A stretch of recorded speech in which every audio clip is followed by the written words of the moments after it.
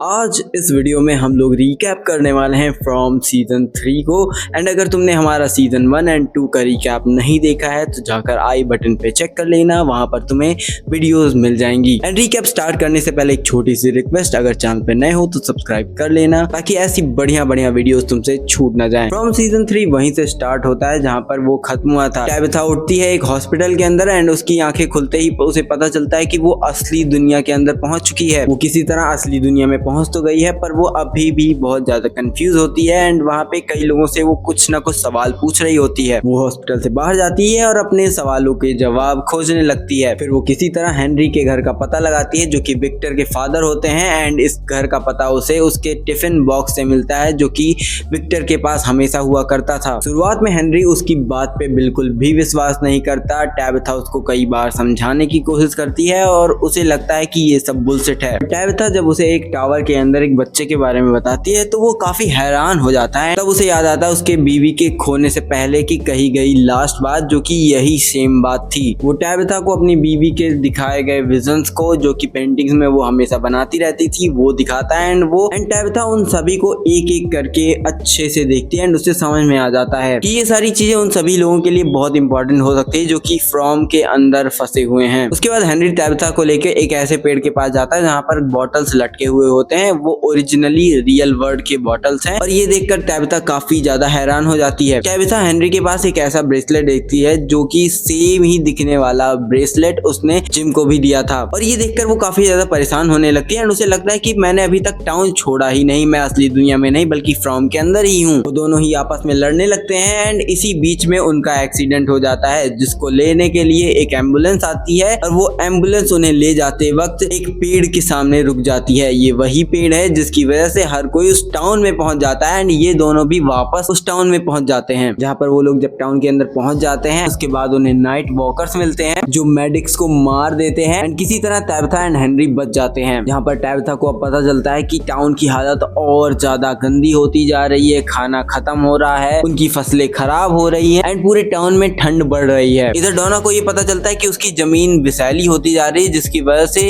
इनकी सारी सब्जियां और इनके सारे फसल खराब होते जा रहे हैं। अगर ये लोग कुछ नहीं करेंगे तो कुछ ही दिनों में ये भूखे मरने वाले हैं। और ऊपर से नाइट वॉकर्स सारे भेड़ बकरियों को मार भी डालते हैं। बॉयड और टेंशन मिलकर उन गाय बकरियों को एक बांध के अंदर रखते हैं ताकि वो उनको बचा सकें पर आगे उन्हें पता चलता है कि ये ट्रैप था जहां पर वो नाइट वॉकर्स बॉयड को बहुत ही बुरी तरीके से तड़पाते हैं और उसके सामने ही टेंशन को बहुत ही बुरी तरीके से मारते हैं और पूरी रात उसे टॉर्चर कराते हैं ये सब दिखाकर। क्योंकि ये सीक्वेंस देखकर ऐसा फील होता है कि ये लोग कोई पर्सनल बदला निकाल रहे हैं, ये बस कोई ऐसे नॉर्मल क्रीचर नहीं है जो कि किसी को भी रात में मार देते हैं। ये बस इन सभी के पास एक इंडिविजुअल दिमाग है जिसको लगाकर ये लोगों को परेशान करना चाहते हैं। बर्ड को पर अभी भी लगता है कि वो इस जगह से बच सकते हैं एंड किसी न किसी तरीके से निकल सकते हैं अगर वो साथ खड़े रहे तो। जहाँ पर पूरा टाउन परेशान हो चुका है और टैबिथा के लौटने के और जब लोगों को पता चलता है कि टैबिथा वापस लौट आई है असली दुनिया से तो वो लोग एक मीटिंग रखते हैं जहाँ पर उससे कई सारे सवाल पूछे जाते हैं। कई लोगों का सवाल ये होता है कि तुम रियल वर्ल्ड में गई और तुमने किया क्या? कोई मदद लेकर आई, ना ही कोई इंसान लेकर आई, कुछ भी नहीं लेकर आई, सिर्फ तुम वापस चली आई। इधर दूसरी तरफ जिम और कैनी गए हुए थे टैबिथा को खोजने जंगल के अंदर जहाँ पर वो एक नदी और तालाब के किनारे कुछ अजीब सा चीज देखते हैं एंड वहाँ पे उन्हें फल और सब्जियां भी देखने को मिलती हैं जो कि ये खाना इतना तो है कि पूरे टाउन को आराम से खिला सके। देन टैबिथा को उसका एक बचपन का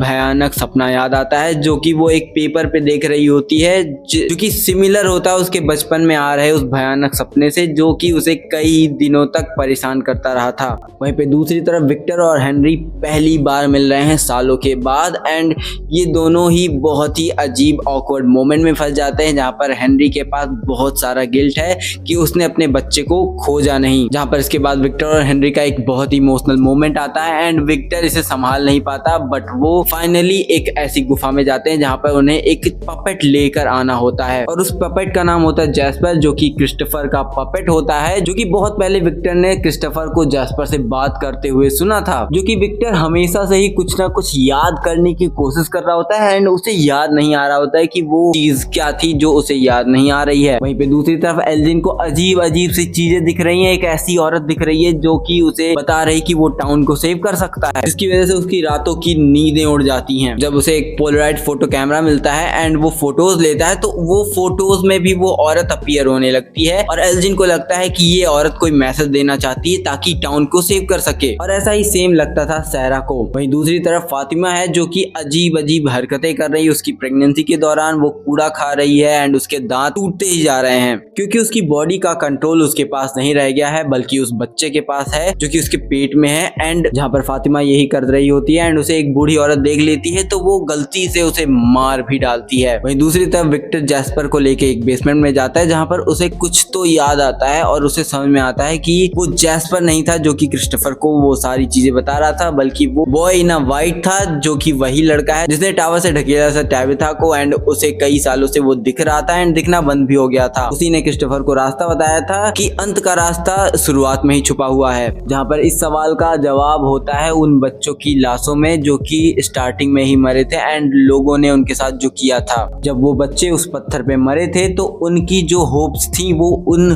पेड़ों के रूट्स में बदल जाती हैं जो कि एक अजीब सा शेप बन जाता है। जहाँ पर बॉय इन द वाइट ने क्रिस्टोफर को समझाया था कि तुम्हें जाना चाहिए दूर वाले बड़े पेड़ पे जहाँ पर तुम्हें उन बच्चों की हेल्प करनी होगी, बट क्रिस्टोफर ने मना कर दिया था क्योंकि क्रिस्टोफर को लगता था वो बस झूठ बोल रहा है। एंड तभी विक्टर को याद आता है एक बहुत गहरा राज कि उसने बॉय इन द वाइट के बारे में किससे कहा था जो कि उसने अपनी माँ को ये बात बताई थी और इसी वजह से उसकी माँ उस दिन उस पेड़ पे जाने की कोशिश कर रही थी एंड उसके बाद वो वापस कभी भी नहीं आई क्योंकि वो मर जाती है। और इसमें गलती होती है विक्टर की ही क्योंकि विक्टर ने उसे बताया नहीं होता तो वो जाती ना और उसके दिमाग ने ये मेमोरी उससे 40 साल तक छुपाए रखा। उधर टाउन में एल्जिन को एक अजीब सा दरवाजा दिखता है जिसके अंदर एक छुपा हुआ तहखाना देखने को मिलता है और उसके बाद वो बहुत ही अजीब सी चीज करता है जो कि वो फातिमा को किडनैप करके ले आता है एंड वो इसी के अंदर उसे रखता है क्योंकि उसे लगता है कि अगर वो बच्चे को यहाँ डिलीवर करेगी तो वो बाकी के जो गांव वाले हैं या टाउन वाले हैं उन्हें बचाने में मदद करेगा। इधर टाउन में हर कोई फातिमा को खोजना स्टार्ट कर देता है सहरा के बोलने के बाद क्योंकि बॉयड समझ गया है कुछ तो गड़बड़ हो रहा है फातिमा के साथ। एंड यहाँ पे हर कोई मौजूद होता है जहाँ पर बॉयड को और बाकी लोगों को भी ये समझ में आ जाता है कि एल्जिन कुछ ना कुछ छुपा रहा है या फिर झूठ बोल रहा है। जिसके बाद वो लोग उसे पकड़ लेते हैं एंड टॉर्चर करना स्टार्ट कर देते हैं ताकि वो उससे सच्चाई निकलवा सके। जहाँ पर सहरा बॉयड को रोकती है और कहती है कि मैं तुम्हें इस जगह को तुम्हारी आत्मा बेचने नहीं दूंगी क्योंकि ऑलरेडी उसकी आत्मा बिक चुकी है इस जगह के लिए। तो वो ये काम खुद करती है एंड वो उससे इंफॉर्मेशन निकाल भी लेती है पर इसके लिए उसे एल्जिन की आंखें फोड़नी पड़ती है। इसके बाद बॉयड और कई सारे और लोग भी रूट सेलर की तरफ भागते हैं एंड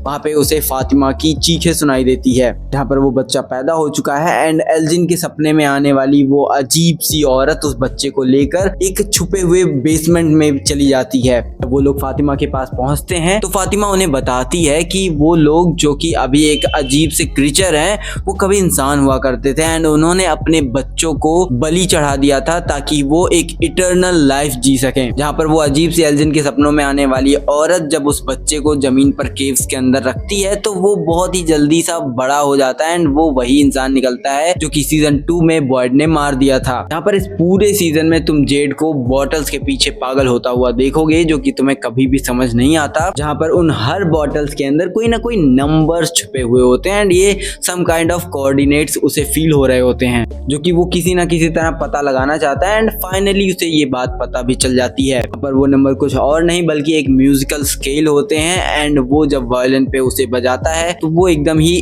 अलाइन हो जाते हैं। इधर जब जेड उस गाने को बजा रहा होता है अपने वायलिन पे वहीं पे दूसरी तरफ उसी सेम टाइम बॉयड एंड उसका बेटा उस रूट सेलर के अंदर फातिमा को बचाने के लिए घुस रहे होते हैं। जब जेड वो गाना खत्म करता है तो वहाँ पे वही अजीब से दिखने वाले बच्चे वापस से आ जाते हैं एंड उसके बाद टैबिथा कुछ ऐसा बताती है सबको कि वो पूरे शो को एकदम ही पलट के रख देता है और वो समझाती है कि वो और जेड क्यों इन बच्चों को देख पाती है। इसके पीछे का रीजन यही है कि वो लोग यहाँ पे पहले से भी रह रहे हैं पर वो डीपली कनेक्टेड है मरिंडा से जो कि विक्टर की माँ थी एंड जेड कनेक्टेड है क्रिस्टोफर से जो कि विक्टर देखता था कि वो जैस्पर से बातें करता था और ये किसी तरीके का उनका पुनर्जन्म है जिसकी वजह से वो वापस यहाँ पे आए हैं एंड उन्हें कई सारी चीजें समझ में आ रही है एंड ये बार बार वहां पर आते हैं एंड एक बच्ची को बचाने की कोशिश करते हैं क्योंकि उन बच्चियों में से एक बच्ची उनकी बेटी होती है क्योंकि पुनर्जन्म में ये कभी मैरिड थे बट ये हर बार ही फेल हो जाते हैं जिसकी वजह से ये दोबारा पुनर्जन्म लेते हैं एंड वापस आते हैं, जो कि सुनकर जिम को बहुत ही बुरा लगता है